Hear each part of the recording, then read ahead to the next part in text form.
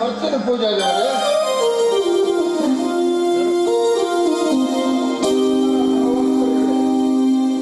ಮತ್ತೇನು ದೇವಸ್ಥಾನಕ್ಕೆ ಬಂದಿದ್ದೀರಲ್ಲ?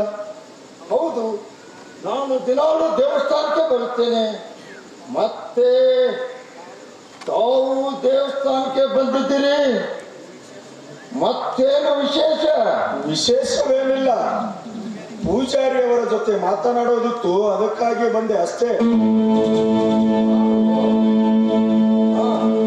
ಮಾತಾಡಿ ಮಾತಾಡಿ, ನಾನೇನು ಬರುತ್ತೇನೆ.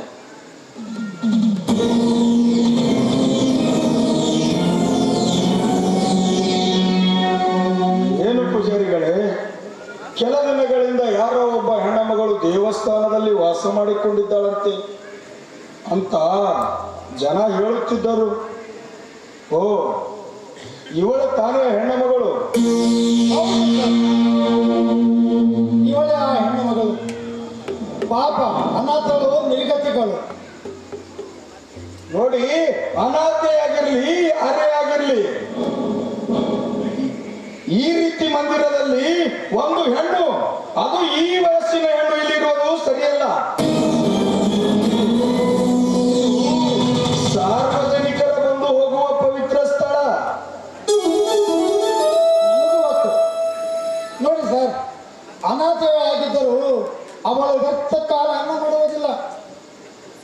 ನಿತ್ಯ ನಸಿಕಿನಲ್ಲಿ ಎದ್ದು ದೇವಸ್ಥಾನವನ್ನೆಲ್ಲ ಕಸಗೂಡಿಸಿ ನೀರು ಚಿಮ್ಮಿಸಿ ರಂಗೋಲಿ ಹಾಕಿ ಪೂಜೆಗಾಗಿ ಹೂ ಪತ್ರಿಗಳನ್ನೆಲ್ಲ ತಂದು ಸಿದ್ಧತೆ ಮಾಡುವಳು. ಇದೆಲ್ಲ ಇವಳಕ್ಕೆ ಮಾಡಬೇಕು. ಇದೆಲ್ಲ ಇವಳೇ ಮಾಡಿದ ಮೇಲೆ ನೀವೇನು ಮಾಡುವಿರಿ? ಪೂಜೆ ತಾನೇ.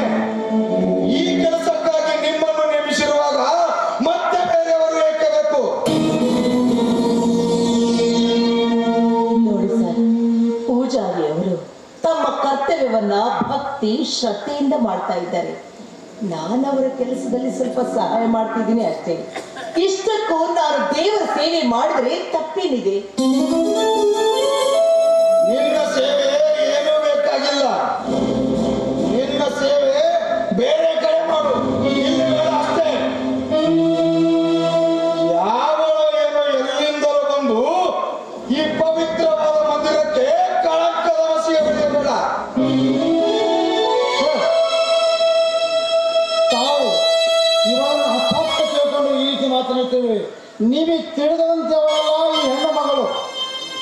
ಇವಳಂತವಳೇ ಆಗಿರ್ಲಿ, ನಿಮಗೇನಾಗಬೇಕಾಗಿದೆ? ಇವಳ ಬಗ್ಗೆ ಊರ ಜನ ನನ್ನ ಮುಂದೆ ಮಾತನಾಡಿಕೊಳ್ಳುತ್ತಿದ್ದಾರೆ. ಇಲ್ಲಿವರೆಗೂ ನೀವು ಊರಲ್ಲಿ ಒಳ್ಳೆ ವ್ಯಕ್ತಿ ಅನಿಸಿಕೊಂಡಿರಿ. ಇದನ್ನು ಉಳಿಸಿಕೊಳ್ಳಬೇಕಾದರೆ ಮೊದಲು ಈ ಹೆಣ್ಣನ್ನು ಈ ಮಂದಿರದಿಂದ ಹೊರಗೆ ಹಾಕಿ. ಸಾಧ್ಯವಿಲ್ಲ. ನಾನಾಗೆ ಕರುಣೆ ತೋಡಿ ಆಶ್ರಯ ಕೊಟ್ಟು ಒಬ್ಬ ಅನಾಥೆಯನ್ನು ನಡು ನೀರಿನಲ್ಲಿ ಹೊರ ಹಾಕಿದರೆ ಮೆಚ್ಚನ ಮಠಮಟ್ಟ. ಭಗವಂತ ಮೆಚ್ಚಲಾರನೆಂದು ಹುಚ್ಚರಂತೆ ಮಾತನಾಡಿ ಇಲ್ಲೇ ಇಟ್ಟುಕೊಂಡರೆ ಇವಳೊಂದಿಗೆ ನಿಮ್ಮನ್ನು ಇಲ್ಲಿಂದ ಹೊರಹಾಕಬೇಕಾಗುತ್ತದೆ. ನಾನು ಈ ದೇವಸ್ಥಾನದ ಟ್ರಸ್ಟ್ ಕಮಿಟಿ ಅಧ್ಯಕ್ಷ. ಯಾವ ವಿಷಯಗಳಿಗೆ ಇಲ್ಲಿ ಕಾಲಿಟ್ಟಿಯ ನೋಡು, ಊರಿಗೆ ಹಿರಿಯರನಿಸಿದ ಪೂಜಾರಿಯನ್ನು ಮರ್ಯಾದೆ ಹಾಳು ಮಾಡಬೇಡ. ನಾಳೆ ಗುಡಿಗೆ ಬರುವುದರೊಳಗಾಗಿ ನೀನು ಇಲ್ಲಿಂದ ಹೊರಟು ಹೋಗಬೇಕು.